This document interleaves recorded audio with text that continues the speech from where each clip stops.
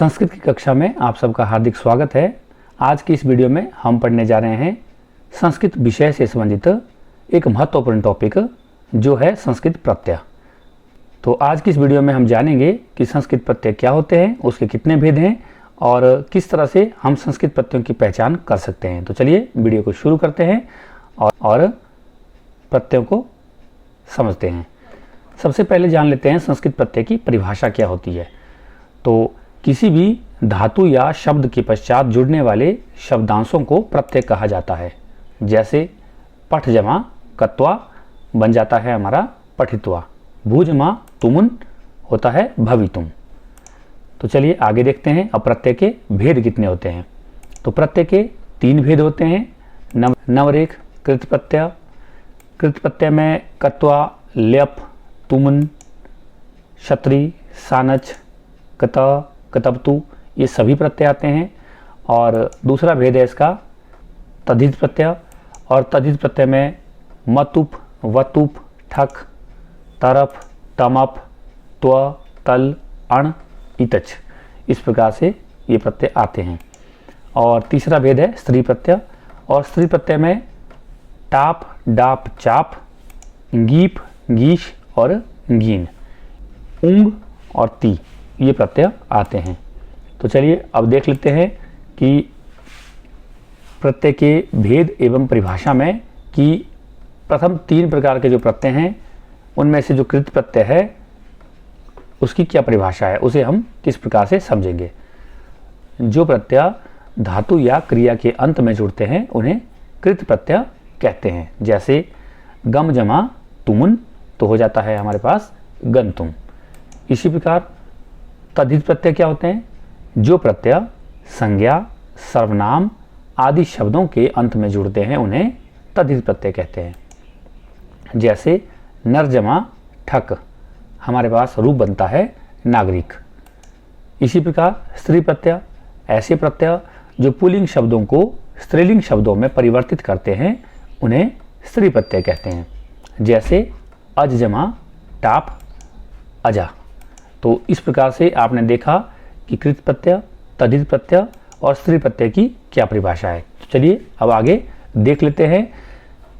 जिन प्रत्ययों का प्रयोग धातु अथवा क्रिया के बाद किया जाता है उन्हें कृत प्रत्यय कहते हैं। यह हमने पढ़ा भी अभी। और कृत प्रत्यय में हमारे पास जो प्रत्यय हैं कत्वा ल्यप तुमन क्षत्रि शानच कत और कतबतु ये सब हमने अभी अभी जाने। तो अब एक एक करके इनको समझ लेते हैं। कत्वा प्रत्यय, कत्वा प्रत्यय क्या होता है। तो सबसे पहले कत्वा प्रत्यय का प्रयोग कर या फिर करके के अर्थ में किया जाता है। कत्वा का शेष त्वा रहता है। उदाहरण होगा क्री जमा कत्वा तो रूप बनेगा कत्वा, इसका अर्थ होता है करके। इसी प्रकार एक एग्जाम्पल से समझते हैं। वह पढ़कर विद्यालय आया, वह पढ़कर विद्यालय आया तो अनुवाद हो जाएगा सह पठित्वा विद्यालयम अगच्छत। यहाँ पर पठ धातु के साथ कत्वा प्रत्यय लग गया तो बन गया हमारा पठित्वा। दूसरा एग्जाम्पल है स अध्ययनम कृत्वा विद्यालयम आगतः। इसी ये जो आपका हिंदी का वाक्य है इसी वाक्य से आपके संस्कृत के 2 वाक्य बनते हैं। तो वह अध्ययन करके विद्यालय आया या आता है। तो यहाँ पर कृत्वा जो शब्द है वहाँ पे क्री के साथ कत्वा प्रत्यय लगा है, इसलिए बन गया कृत्वा अर्थात करके। तो इसी प्रकार से आगे देखते हैं। कत्वा प्रत्यय के बहुत सारे उदाहरण हैं हमारे पास, जिसमें पठ धातु जो पढ़ने के अर्थ में है और पठ के साथ कत्वा प्रत्यय मिलता है तो बन जाता है पठित्वा, जिसका अर्थ होता है पढ़ करके या पढ़कर। नम धातु के साथ जो नमन करने के अर्थ में है कत्वा प्रत्यय मिलेगा तो बन जाता नत्वा, नत्वा का अर्थ होता है नमन करके। ज्ञा धातु जानना के अर्थ में प्रयोग होती है और कत्वा प्रत्यय मिलने पर बनता है ज्ञात्वा, जिसका अर्थ होता है जानकर। हन धातु जिसका अर्थ मारने के अर्थ में है और कत्वा प्रत्यय जुड़ के बन जाएगा हत्वा, जिसका अर्थ होता है मारकर। इसी प्रकार नी धातु जो ले जाने के अर्थ में है, कत्वा प्रत्यय जुड़ेगा तो बन जाएगा नित्वा, नित्वा का अर्थ होता है ले जा करके। इसी प्रकार से स्मृति धातु है याद करने के अर्थ में और इसके साथ कत्वा प्रत्यय जुड़ता है तो बन जाता है स्मृत्वा अर्थात याद करके। हस धातु है हंसने के अर्थ में, इसके साथ कत्वा प्रत्यय जोड़ेंगे तो बन जाएगा हसित्वा। इसी प्रकार क्री धातु है खरीदने के अर्थ में, जिसके साथ कत्वा प्रत्यय जुड़ता है तो बनता है हमारे पास कृत्वा। और इसी प्रकार गम धातु है जो जाने के अर्थ में है, और इसके साथ भी हम कत्वा प्रत्यय जोड़ते हैं तो बन जाता है गत्वा, अर्थात जा करके। तो एक और धातु है दा, देने के अर्थ में कत्वा प्रत्यय जोड़ेंगे तो बन जाएगा दत्वा, अर्थात दे करके। तो इस प्रकार से आपने कत्वा प्रत्यय के बहुत सारे एग्जाम्पल देख लिए, जिससे आप इसे समझ सकते हैं। अगला प्रत्यय है हमारे पास लेप। लेप प्रत्यय का क्या अर्थ होता है, क्या परिभाषा है इसकी? लेप प्रत्यय का प्रयोग भी कर या करके के अर्थ में होता है। और यहाँ पर ध्यान देने वाली बात है कि यदि लेप प्रत्यय का प्रयोग कर या करके के अर्थ में किया जाता है और कत्वा का प्रयोग भी इसी अर्थ में किया जाता है, फिर दोनों को अलग अलग प्रयोग करने की क्या आवश्यकता थी? तो यहाँ पे हम आगे समझेंगे कि धातु से पहले यदि उपसर्ग हो, धातु से पहले यदि उपसर्ग हो तो उस अर्थ में कर या करके के लिए लेप प्रत्यय का प्रयोग होता है, कत्वा प्रत्यय का प्रयोग नहीं होता। तो ये आपने समझ लेना है। लेप का शेष बचता है य। इसका उदाहरण देखते हैं। वी उपसर्ग पूर्वक क्री धातु लेप प्रत्यय बन जाता है विक्रिय, और इसका अर्थ होता है खरीद करके। तो यहाँ पर देखेंगे आप इस उदाहरण में, यहाँ पे वी पहले उपसर्ग आया है, उसके बाद धातु है, फिर लेप लगा। यदि यहाँ पे उपसर्ग नहीं होता तो फिर यहाँ पे कत्वा होता। तो इस चीज़ का आप विशेषकर ध्यान रखिए। विक्रिय का अर्थ हो जाता है फिर खरीद करके। तो आगे देखिए, इसी के हमारे पास और एग्जाम्पल है जिन्हें आप यहाँ पर स्क्रीन पर देख सकते हैं। सम उपसर्ग पूर्वक पठ धातु के साथ जो पढ़ने के अर्थ में है, लेप प्रत्यय लगता है तो बनता है समपठ्य, अर्थात पढ़ करके। प्र के साथ नम धातु और नमन करना जिसका अर्थ है लेप प्रत्यय होता है, बन जाता है प्रणम्य। तो यहाँ पे भी ध्यान देंगे आप, नम जहाँ पे लगता है वहाँ न को क्या हो जाएगा, ण हो जाएगा। इस चीज़ का आप लोग विशेष ध्यान रखिए।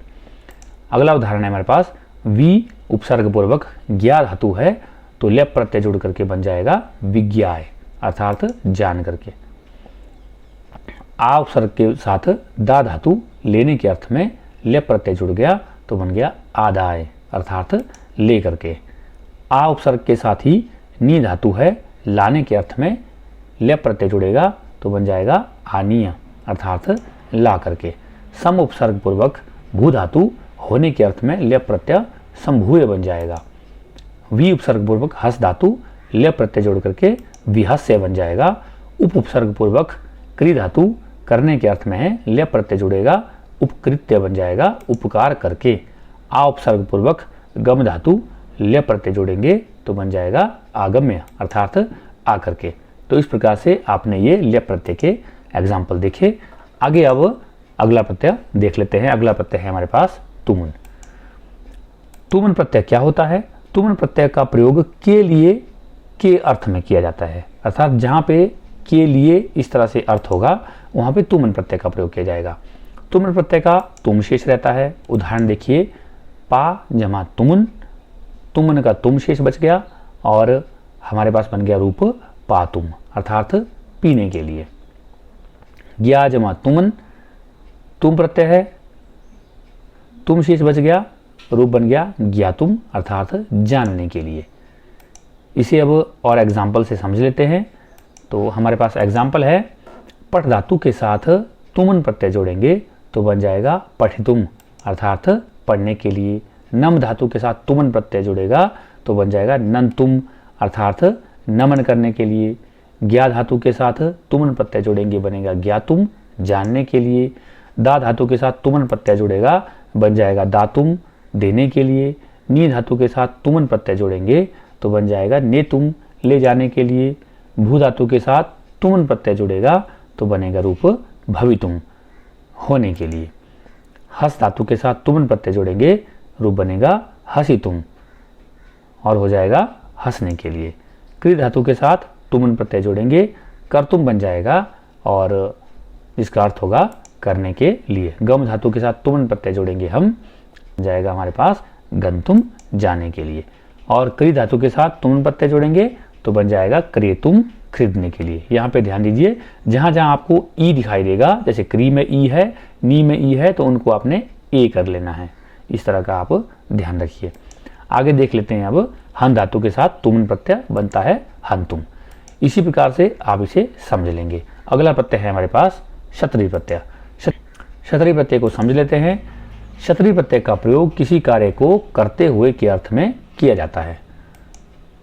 क्षत्रिय प्रत्यय का अर्थ शेष रहता है, श और री का लोप हो जाता है।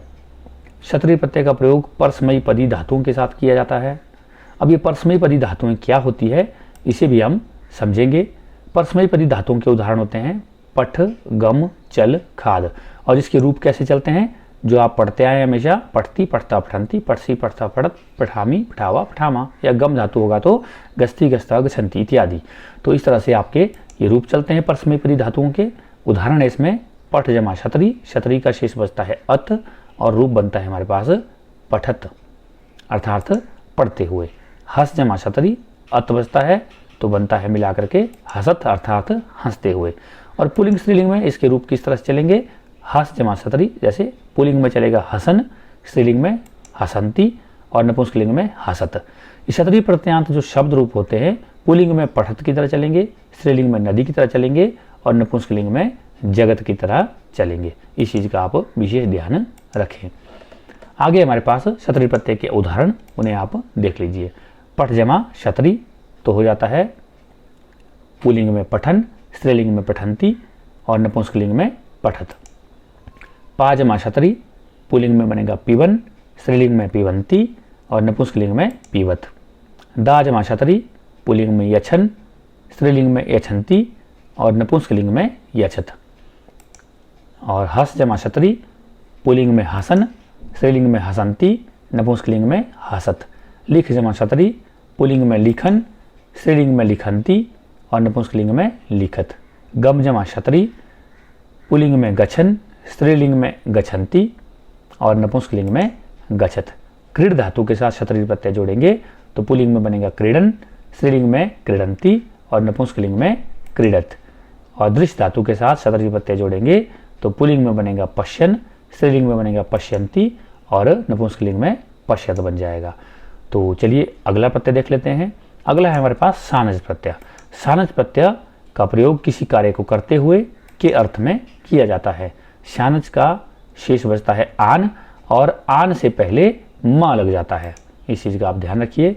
सानज प्रत्यय का प्रयोग आत्मनेपदी धातुओं के साथ किया जाता है। ये आत्मनेपदी धातुएं कौन होती है, जैसे सेब धातु, मुद धातु, लब धातु आदि। तो जैसे आपने परस्मयपदी धातुएं पढ़ी थी पठ, गम इत्यादि, वैसे ही ये आत्मनेपदी धातु होती है, परंतु इसके रूप थोड़ा अलग चलते हैं। जैसे परस्मयपदी में चलते हैं रूप पठती, पठता, पठंती, परंतु इसमें रूप चलेंगे सेवते, सेवेते, सेवंते। तो इस चीज का आप लोग ध्यान रखिए, इस तरह से इसके रूप चलेंगे। जैसे सेब धातु के साथ सानज प्रत्यय जोड़ेंगे, आन शेष बचता है तो सेब में आन आगे बचा हुआ है और मां बीच में जोड़ देंगे तो बन जाएगा सेव मानह अर्थात सेवा करते हुए। और पुल्लिंग स्त्रीलिंग में इसके रूप इस प्रकार से चलेंगे।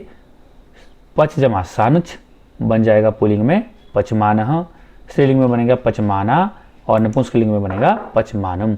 और इसके जो सानज प्रत्यांत के जो रूप चलेंगे वो चलेंगे पुल्लिंग में राम की तरह और स्त्रीलिंग में रमा की तरह और नपुंसकलिंग में फल की तरह। तो राम की तरह पुल्लिंग में हम रूप चलाएंगे इसके तो क्या बनेगा पचमानह, पचमानऊ, पचमानह। अगर स्त्रीलिंग में चलाएंगे रमा की तरह तो पचमाना, पचमाने, पचमानह। और अगर नपुंसकलिंग में फल की तरह चलाएंगे तो पचमानम, पचमाने, पचमानानी। इस तरह से आप इसके रूप चला सकते हैं। तो आगे देखिए, अगला है हमारे पास सानज प्रत्यय के उदाहरण। अब इन उदाहरणों को आप समझ लीजिए। स धातु के साथ हमने सानज प्रत्यय लगाया, म जोड़ करके बन गया पुल्लिंग में सहमानः, स्त्रीलिंग में सहमाना, नपुंसकलिंग में सहमानम। लब धातु के साथ सानज प्रत्यय जोड़ेंगे तो बन जाएगा पुल्लिंग में लभमानः, लभमाना और लभमानम। और यज धातु के साथ सानज प्रत्यय जोड़ेंगे पुल्लिंग में बन जाएगा यजमानः, स्त्रीलिंग में यजमाना और नपुंसकलिंग में यजमानम। और इसी प्रकार जन धातु के साथ सानज प्रत्यय जोड़ेंगे पुल्लिंग में बनेगा जायमानः, स्त्रीलिंग में जायमाना और नपुंसकलिंग में जायमानम। वृद्ध धातु के साथ सानज प्रत्यय जोड़ेंगे पुल्लिंग में बनेगा वर्धमानः और स्त्रीलिंग में वर्धमाना, नपुंसकलिंग में वर्धमानम।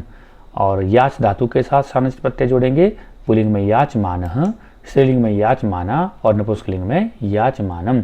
कंप धातु के साथ सार्वनासिक प्रत्यय जोड़ेंगे, पुल्लिंग में कंपमानः, स्त्रीलिंग में कंपमाना और नपुंसकलिंग में कंपमानम। इस प्रकार से आप इसे देख लेंगे। अगला प्रत्यय है हमारे पास कतः प्रत्यय। कतः प्रत्यय क्या होता है? कतः प्रत्यय का प्रयोग भूतकालिक अर्थ में किया जाता है। कतः प्रत्यय का त शेष रहता है और कतः प्रत्यय का प्रयोग कर्मवाच्य और भाववाच्य में किया जाता है। यह कर्मवाच्य क्या होता है, भाववाच्य क्या होता है, इसे हमने पहले की वीडियो में समझा है। यदि आप लोगों ने वह वीडियो नहीं देखी है तो ऊपर मैं आई बटन पर उसका लिंक दे दूंगा, उसे जाकर के आप वहां पे देख लें और इसे समझ लें। उदाहरण देखते हैं। क्री जमा कतः, कतः का शेष बच गया त तो बन गया कृतः अर्थात किया। पुल्लिंग, स्त्रीलिंग और नपुंसकलिंग में ये चलता है। क्री जमा कतः का कृतः पुल्लिंग में, कृता स्त्रीलिंग में, कृतम नपुंसकलिंग में। और इसके रूप भी राम, रमा और फल की तरह ही चलते हैं। अब देखते हैं इसके उदाहरण। तो कतः प्रत्यय के उदाहरण हैं। पठ जमा कतः तो बन गया पठितः पुल्लिंग में, स्त्रीलिंग में पठिता, नपुंसकलिंग में पठितम। श्रु जमा कतः पुल्लिंग में बनेगा श्रुतः, स्त्रीलिंग में श्रुता और नपुंसकलिंग में श्रुतम। गम जमा कतः पुल्लिंग में गतः, स्त्रीलिंग में गता, नपुंसकलिंग में गतम। क्री जमा कतः पुल्लिंग में कृतः, स्त्रीलिंग में कृता, नपुंसकलिंग में कृतम।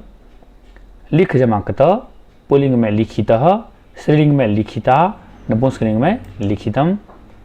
ब्रू जमा कतः पुल्लिंग में उक्तः, स्त्रीलिंग में उक्ता, नपुंसकलिंग में उक्तम। दृष्ट जमा कतः पुल्लिंग में दृष्टः, यहाँ पे विसर्ग छूट गई है, ये आप देख लें, दृष्टः होगा। स्त्रीलिंग में दृष्टा और नपुंसकलिंग में दृष्टम। इसी प्रकार से ये रूप बन जाएंगे। है हमारे पास प्रत्यय कतवतु। कतवतु प्रत्यय में भूतकालिक के अर्थ में ही इसका प्रयोग भी किया जाता है। कतवतु का शेष तवत बचता है और कतवतु प्रत्यय का प्रयोग कर्तरीवाच्य में किया जाता है। पहले आपने पढ़ा पीछे वाले प्रत्यय का प्रयोग हमारे पास कर्मवाच्य और भाववाच्य में किया जाता था, इसका प्रयोग आपका कर्तरीवाच्य में किया जाता है। उदाहरण देखिए। क्री जमा कतवतु, इसका बचता है तवत शेष और मिलाने पर बन जाएगा कृतवत अर्थात किया गया। पुल्लिंग, स्त्रीलिंग और नपुंसकलिंग में इसके रूप इस प्रकार चलेंगे, कृतवान, कृतवती और कृतवत। और यह रूप जो पुल्लिंग में भगवत की तरह, स्त्रीलिंग में नदी की तरह और नपुंसकलिंग में जगत की तरह चलेंगे। इसके बाद है हमारे पास इसके उदाहरण। उदाहरण देखिए। पठ धातु कतवतु प्रत्यय, पुल्लिंग में बनेगा पठितवान, स्त्रीलिंग में पठितवती, नपुंसकलिंग में पठितवत। श्रु धातु पुल्लिंग में श्रुतवान, स्त्रीलिंग में श्रुतवती, नपुंसकलिंग में श्रुतवत। गम धातु के साथ कतवतु प्रत्यय जोड़ेंगे तो बनेगा पुल्लिंग में गतवान, स्त्रीलिंग में गतवती, नपुंसकलिंग में गतवत। कृ धातु के साथ कतवतु प्रत्यय, पुल्लिंग में कृतवान, स्त्रीलिंग में कृतवती और नपुंसकलिंग में कृतवत।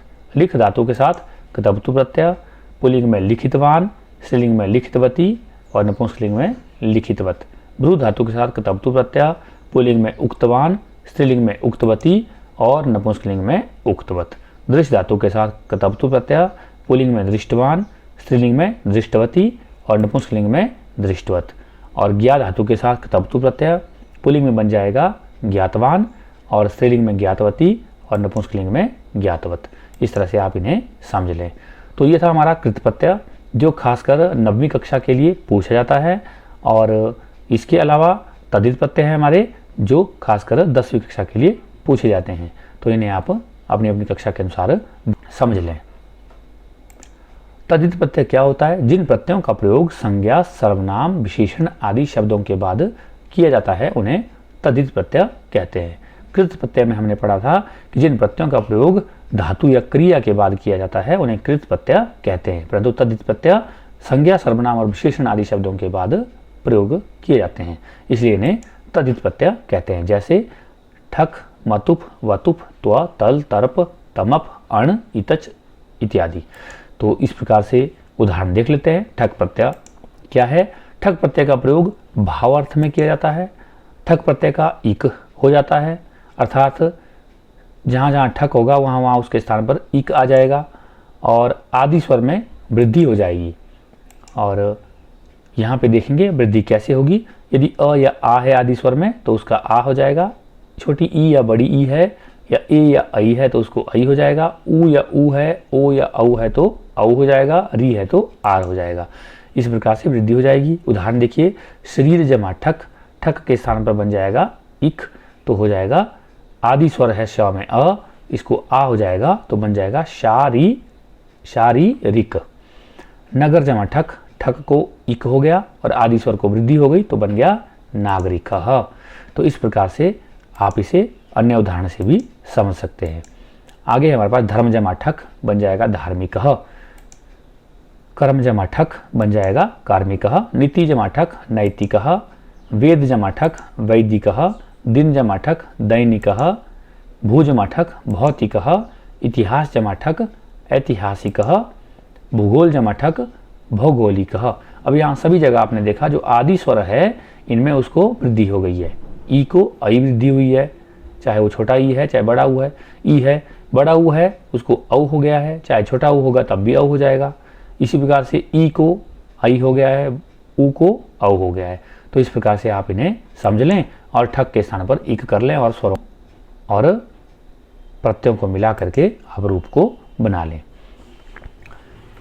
आगे देखते हैं, दूसरा है मतु प्रत्यय। मतु प्रत्यय का प्रयोग बाला या फिर से युक्त के अर्थ में किया जाता है। मतुप का मत शेष रहता है और उदाहरण देखेंगे, शक्ति जमा मतुप, मत शेष बच गया तो बन गया शक्ति मत अर्थात शक्ति वाला। पुल्लिंग स्त्रीलिंग और इसके पुल्लिंग स्त्रीलिंग और नपुंसकलिंग में इसके रूप चलेंगे शक्तिमान, शक्तिमती, शक्तिमत। और इसके जो मतुप प्रत्यांत के शब्द रूप चलते हैं पुल्लिंग में भवत की तरह, स्त्रीलिंग में नदी की तरह, नपुंसकलिंग में जगत की तरह। तो चलिए अब इसके उदाहरण को देख लेते हैं। पहला उदाहरण है हमारे पास, श्री शब्द के साथ मतु प्रत्यय जोड़ेंगे तो पुल्लिंग में बनेगा श्रीमान, स्त्रीलिंग में बनेगा श्रीमती, नपुंसकलिंग में बनेगा श्रीमत। मधु के साथ मतु प्रत्यय जोड़ने पर बनेगा पुल्लिंग में मधुमान, स्त्रीलिंग में मधुमती, नपुंसकलिंग में मधुमत। इक्षु शब्द के साथ मतु प्रत्यय जोड़ने पर पुल्लिंग में इक्षुमान, स्त्रीलिंग में इक्षुमती, नपुंसकलिंग में इक्षुमत। धी शब्द के साथ मतु प्रत्यय जोड़ने पर पुल्लिंग में धीमान, स्त्रीलिंग में धीमती, नपुंसकलिंग में धीमत। और बुद्धि शब्द के साथ मतु प्रत्यय जोड़ने पर पुल्लिंग में बनेगा बुद्धिमान, स्त्रीलिंग में बुद्धिमती और नपुंसकलिंग में बुद्धिमत। और कीर्ति शब्द के साथ मतु प्रत्यय जोड़ने पर पुल्लिंग में बनेगा कीर्तिमान, स्त्रीलिंग में बनेगा कीर्तिमती और नपुंसकलिंग में बनेगा कीर्तिमत। तो ये थे इसके उदाहरण। और आगे देख लेते हैं अब अगला प्रत्यय वतुप। वतु प्रत्यय क्या होता है? वतु प्रत्यय का प्रयोग बाला अथवा से युक्त के अर्थ में किया जाता है। वतु प्रत्यय का वत शेष रहता है। यदि किसी शब्द के अंत में अथवा आरंभ जिसे उपधा में अ या आ हो या म हो तो मतुप के स्थान पर वतु प्रत्यय लगता है। तो वहां पर अब आपने मतु प्रत्यय का प्रयोग नहीं करना है, वहां पे वतुप का प्रयोग करना है। जैसे बल जमा वतुप, वतुप का वत शेष रहता है तो बन गया बलवत। उदाहरण देखेंगे आप तो बन जाएगा हमारे पास धन जमा वतुप, तो हो जाएगा पुल्लिंग में धनवान, स्त्रीलिंग में धनवती और नपुंसकलिंग में धनवत। और इसके रूप भी पुल्लिंग में भवत की तरह, स्त्रीलिंग में नदी की तरह और नपुंसकलिंग में जगत की तरह चलेंगे। और एग्जाम्पल से इसको समझ लेते हैं। तो हमारा पहला एग्जाम्पल है, धन शब्द के साथ वतु प्रत्यय जोड़ने पर पुल्लिंग में धनवान, स्त्रीलिंग में धनवती, नपुंसकलिंग में धनवत। गुण के साथ वतु प्रत्यय जोड़ा, पुल्लिंग में बन गया गुणवान, स्त्रीलिंग में गुणवती, नपुंसकलिंग में गुणवत। विद्या शब्द के साथ वतु प्रत्यय जोड़ने पर पुल्लिंग में विद्यावान, स्त्रीलिंग में विद्यावती और नपुंसकलिंग में विद्यावत। बल के साथ वतु प्रत्यय जोड़ा, बन गया बलवान, बलवती और बलवत। और कला के साथ वतु प्रत्यय जोड़ेंगे तो बन जाएगा कलावान, कलावती, कलावत। रूप के साथ वतु प्रत्यय जोड़ेंगे, पुल्लिंग में रूपवान, स्त्रीलिंग में रूपवती और नपुंसकलिंग में रूपवत। ज्ञान के साथ वतु प्रत्यय जोड़ेंगे तो पुल्लिंग में ज्ञानवान, स्त्रीलिंग में ज्ञानवती और नपुंसकलिंग में ज्ञानवत। तो अब देख लेते हैं अगला प्रत्यय, वो है त्व। त्व प्रत्यय का प्रयोग भाववाचक संज्ञा बनाने के लिए किया जाता है और त्व का शेष बचता है त्व और त्व प्रत्यांत के शब्द रूप नपुंसकलिंग में ही होते हैं। जैसे महत जमा त्व तो हो जाएगा महत्वम, तो ये नपुंसकलिंग में ही आपने इसको करना है। और त्व प्रत्यांत के शब्द रूप फल की तरह ही चलते हैं। तो देखते हैं इसके बाकी उदाहरण। तो पहला उदाहरण है हमारे पास पशु जमा त्व तो बन जाएगा पशुत्वम। उसके बाद है गुरु जमा त्व गुरुत्वम, जड़ जमा त्व जड़त्वम, लघु जमा त्व लघुत्वम, सम जमा त्व समत्वम, देव जमा त्व देवत्वम, कटु जमा त्व कटुत्वम। तो ये थे इसके एग्जाम्पल। अब देखेंगे हम अगला प्रत्यय, वो है तल। तल प्रत्यय क्या होता है? तल प्रत्यय का प्रयोग भाववाचक संज्ञा बनाने के लिए किया जाता है।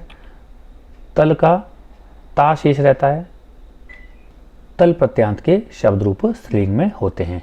जैसे मित्र जमा तल, तो तल का बच गया ता, तो रूप बन जाएगा मिलाने पर मित्रता। और ये मित्रता जो शब्द आएगा यह स्त्रीलिंग माना जाएगा। तल प्रत्यांत के शब्द रूप रमा की तरह चलते हैं। इसके बाकी एग्जाम्पलों से इसे समझ लेते हैं। पशु जमा तल, तल का बच गया ता तो बन गया पशुता। इसी प्रकार गुरु जमा तल, ता बच गया मिलाने पर गुरुता। जड़ जमा तल जड़ता, लघु जमा तल लघुता, सम जमा तल समता, देव जमा तल देवता, कटु जमा तल कटुता, मूर्ख जमा तल मूर्खता। तो ये कुछ एक एग्जाम्पल थे। इन सभी एग्जाम्पल्स को जितने मैं आपको बता रहा हूँ, ये सारे के सारे एग्जाम्पल पिछले बोर्ड के 3-4 सालों के जो प्रश्न पत्र हैं उनमें से लिए गए हैं। तो आप इन सब को लिख लें, और यदि आप इन्हें लिखेंगे तो संभवतः 80% आपको इनमें से ही पूछे जाएं। इस चीज़ का आप ध्यान रखें, और बाकी भी आप पढ़ लें ताकि आपकी परीक्षा में यदि कोई बाकी भी प्रत्यय आ जाएं, और खासकर इनके नियम पढ़ लें ताकि आपको इन्हें याद ना करना पड़े। ये आपके लिए समझ से आपको ये आ जाए। तो चलिए आगे देख लेते हैं। अगला है हमारे पास स्त्री प्रत्यय। स्त्री प्रत्यय जैसे हमने पहले पढ़ा है कि जिन प्रत्ययों का प्रयोग पुल्लिंग शब्दों को स्त्रीलिंग शब्द बनाने के लिए किया जाता है उन्हें स्त्री प्रत्यय कहते हैं। जैसे टाप डाप चाप, गीप गीश गीन। तो पहले प्रत्यय को देख लेते हैं। टाप प्रत्यय क्या होता है? टाप प्रत्यय का प्रयोग अकारांत पुल्लिंग शब्दों से स्त्रीलिंग शब्द बनाने के लिए किया जाता है। अर्थात ऐसे शब्द जो कैसे हो? अकारांत हो, अर्थात जिनके शुरू में क्या हो? अ हो। तो ऐसे शब्दों को स्त्रीलिंग बनाने के लिए आ का प्रयोग किया जाता है टाप के द्वारा। टाप का आ शेष बचता है, और यदि किसी शब्द के अंत में क हो और बाद में टाप आए तो आ प्रत्यय रहने पर क से पूर्व विद्यमान ह्रस्व जो अ है उसके स्थान पर ई हो जाता है। इस चीज़ का आप विशेषकर ध्यान रखें। उदाहरण समझेंगे। अज जमा टाप, यहाँ पे टाप का आ बच गया और अ दोनों मिलकर के बन जाएगा दीर्घ संधि से अजा। बालक जमा टाप, यहाँ पर आप देखेंगे कि बालक में अंतिम जो व्यंजन है वो क है, और यदि क हो और क के बाद टाप हो तो क से पहले वाला जो स्वर है उसमें ई हो जाता है। तो ल में जो अ है उसको ई हो जाएगा, तो बन जाएगा बालिका। बाकी एग्जाम्पल से आप इसे और अच्छे से समझ सकते हैं। यहाँ पे 2 प्रकार के हमने एग्जाम्पल लिए हैं। एक है हमारे पास अक के स्थान पर जहाँ पर इक जोड़ते हैं, और एक है हमारे पास सिंपल। तो आप यहाँ पर उदाहरण में देख सकते हैं। सुत जमा टाप बन गया सुता, चटक जमा टाप चटका, अश्व जमा टाप अश्वा, बाल जमा टाप बाला, कोकिल जमा टाप कोकिला, अज जमा टाप अजा। यहाँ पे सिंपल टाप का आ शेष बचता है, और अकस वर्ण दीर्घ इस सूत्र से दीर्घ संधि होकर के यह सुता बन जाता है, चटका बनता है। और बालक जमा टाप, यहाँ पे बालिका, शिक्षक जमा टाप शिक्षिका, गायक जमा टाप गायिका, धावक जमा टाप धाविका, नायक जमा टाप नायिका, पाठक जमा टाप पाठिका। यहाँ पे ई का प्रयोग किया गया। जो अंतिम व्यंजन है उससे पहले क से पहले जो अ है उसको ई कर दिया गया है नियम के अनुसार, तो इसलिए यहाँ पे बन गया बालिका शिक्षिका इत्यादि। तो ये इसके टाप के उदाहरण हैं जिन्हें आप समझ लें और लिख भी लें। इसके बाद है डाप प्रत्यय। डाप प्रत्यय अन अंत वाले एवं मन अंत वाले शब्दों से स्त्रीलिंग शब्द बनाने के लिए डाप प्रत्यय का प्रयोग किया जाता है। ऐसे शब्द जिनके अंत में क्या हो? मन हो या फिर अन हो। तो ऐसे शब्दों के लिए टाप की जगह पर डाप का प्रयोग किया जाएगा। तो डाप का भी आ ही शेष बचता है और टी संज्ञक पद जो अंतिम स्वर है और व्यंजन है उनका लोप हो जाता है। उदाहरण से इसे समझ लेते हैं। सीमन जमा डाप, डाप का बच गया आ। यहाँ पे सीमन में म में अ और लास्ट जो न है इनकी टी संज्ञा हो जाती है और जिसकी टी संज्ञा होती है उनका लोप हो जाता है जो व्याकरण में विधायक सूत्रों के द्वारा। तो फिर बचता है हमारे पास सी म हलंत, तो फिर आ उसमें जुड़ जाएगा तो बन जाएगा सीमा। ऐसे ही दामन जमा डाप, डाप का आ बच गया, टी संज्ञक अन्न का लोप हो गया, म में जो अ है और लास्ट में जो न है उसका लोप हो गया, बन गया दामा। तो इसी प्रकार बाकी एग्जाम्पल से हम इसे समझ सकते हैं। तो ये डाप जो प्रत्यय है ये कहीं कहीं इसका प्रयोग होता है, बहुत कम इसके एग्जाम्पल आपको मिलेंगे, इसलिए इसके उदाहरण भी बहुत कम हैं। इसलिए आप इन्हें इसी प्रकार से समझ लें, जहाँ पे जिन शब्दों के अंत में अन हो या मन हो उन शब्दों के साथ लगता है डाप। अगला है हमारे पास इसके बाद चाप प्रत्यय।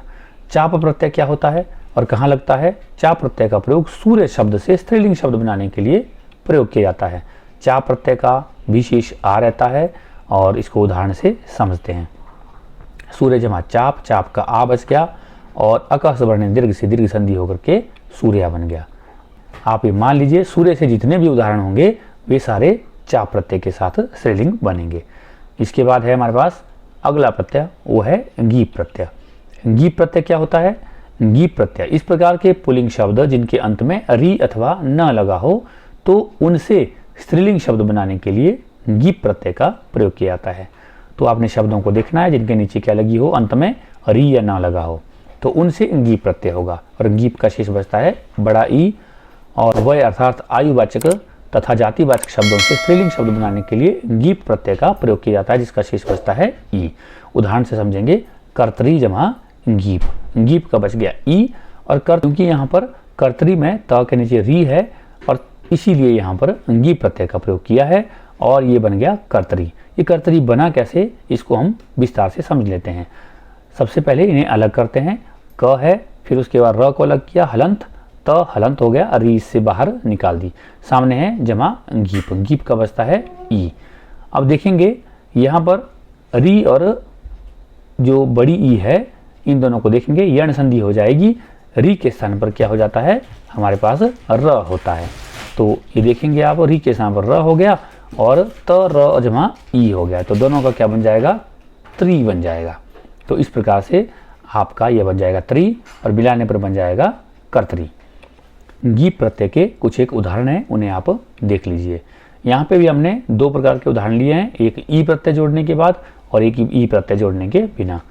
तो यहाँ पे देखिए, दात्री जमा गीप तो बन जाएगा दात्री, धात्री जमा गीप धात्री, कामिन जमा गीप कामिनी, नेत्री जमा गीप अभिनेत्री, तपस्विन जमा गीप तपस्विनी, गुणिन जमा गीप गुणिनी, कुमार जमा गीप कुमारी, देव जमा गीप देवी, गोप जमा गीप गोपी, किशोर जमा गीप किशोरी, ब्राह्मण जमा गीप ब्राह्मणी।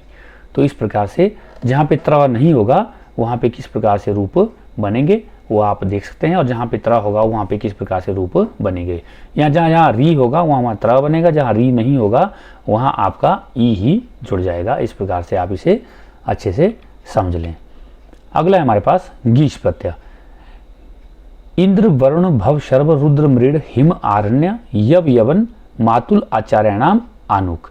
उपरोक्त शब्दों को गीश प्रत्यय होता है और साथ में आनुक का आगम भी होता है।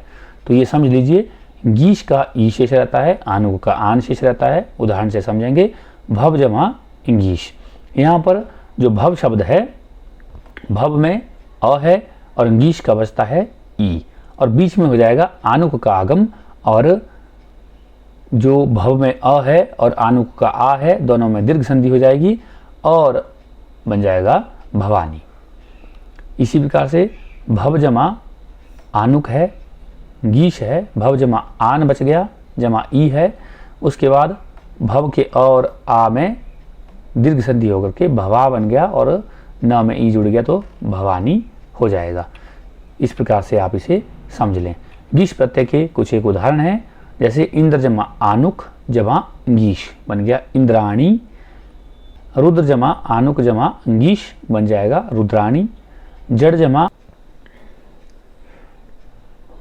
जैसा कि हमने यहाँ पर पढ़ा था कि इंद्र वरुण भव शर्व इत्यादि शब्दों के साथ ही गीश के साथ आनुक का आगम होगा, बाकियों के साथ नहीं होगा।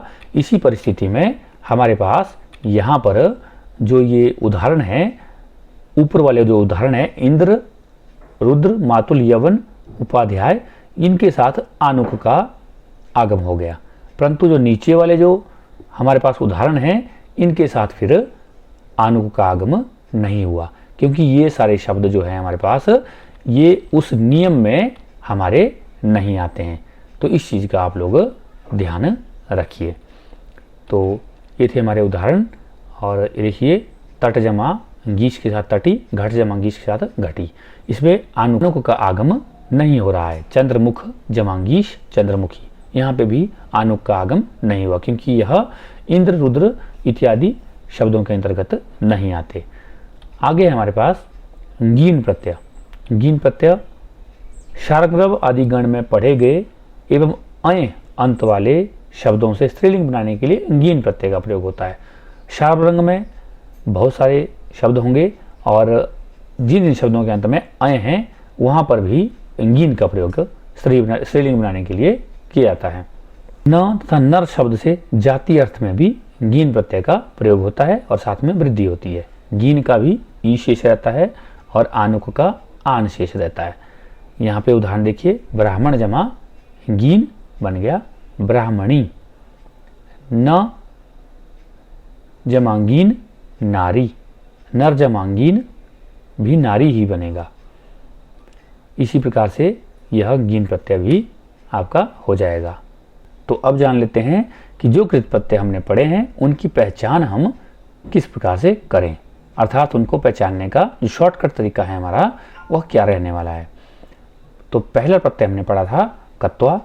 धातुओं के अंत में जहाँ पर त्वा होता है वहाँ पर आप मानेंगे कि वहाँ पर कौन सा प्रत्यय लगा है, कत्वा प्रत्यय, जैसे गत्वा पित्वा पठित्वा ज्ञात्वा हत्वा आदि।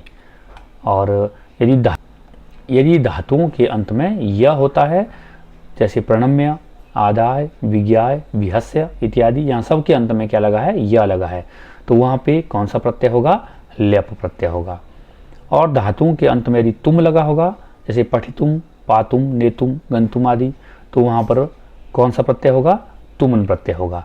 और यदि धातुओं के अंत में तह होगा, जैसे गतः पठितः श्रुतः लिखितः आदि, तो वहाँ पर आपका कतः प्रत्यय होगा। और यदि धातुओं के अंत में वान होगा, जैसे पठितवान उक्तवान ज्ञातवान, तो वहाँ पर कतबतु प्रत्यय होता है। और जहाँ पर धातुओं के अंत में अन होता है, गछन पठन लिखन, तो वहाँ पर क्षत्रिय प्रत्यय होता है। और धातुओं के अंत में जहाँ पे आनः होता है, जैसे सहमानः यजमानः जायमानः, वहाँ पे सानच प्रत्यय होता है। इसी प्रकार से तद्धित प्रत्ययों की पहचान देख लेते हैं। तो यहाँ पर हमने पहला प्रत्यय पढ़ा था ठक प्रत्यय। तो जिन शब्दों के अंत में इक होगा, जैसे धार्मिकः नैतिकः भौगोलिकः, तो यहाँ पे इक है अंत में, तो यहाँ पर कौन सा प्रत्यय लगा है, ठक प्रत्यय लगा है। और दूसरा हमने पढ़ा था जिन शब्दों के अंत में मान लगा होता है, जैसे श्रीमान बुद्धिमान धीमान, तो वहाँ पर मतु प्रत्यय का प्रयोग होता है। और जिन शब्दों के अंत में वान होता है, धनवान गुणवान रूपवान, तो वे वतुप इस तद्धित प्रत्यय के प्रयोग से बनते हैं। और जिन शब्दों के अंत में त्वम होता है, पशुत्वम गुरुत्वम देवत्वम महत्वम इत्यादि, तो वहाँ पर त्व प्रत्यय का प्रयोग किया गया होता है। और जहाँ पर ता दिखाई देगा अंत में, मित्रता लघुता देवता महता आदि, वहाँ पर तल प्रत्यय का प्रयोग होता है। और जहाँ पर आ दिखाई देगा, अश्वा छात्रा सुता अजा वाला, तो वहाँ पर टाप प्रत्यय का प्रयोग होगा। और जहाँ पर बड़ी ई दिखाई देगी, अभिनेत्री दात्री नदी कर्त्री देवी इत्यादि, वहाँ पे गीप प्रत्यय का प्रयोग होगा। तो ये तो थे कुछ एक प्रत्ययों की पहचान, जिन्हें आप लोग अपनी कॉपियों पर लिख लें और समझ लें, ताकि परीक्षा में आप लोग इसे शॉर्टकट तरीके से भी याद रख सकें।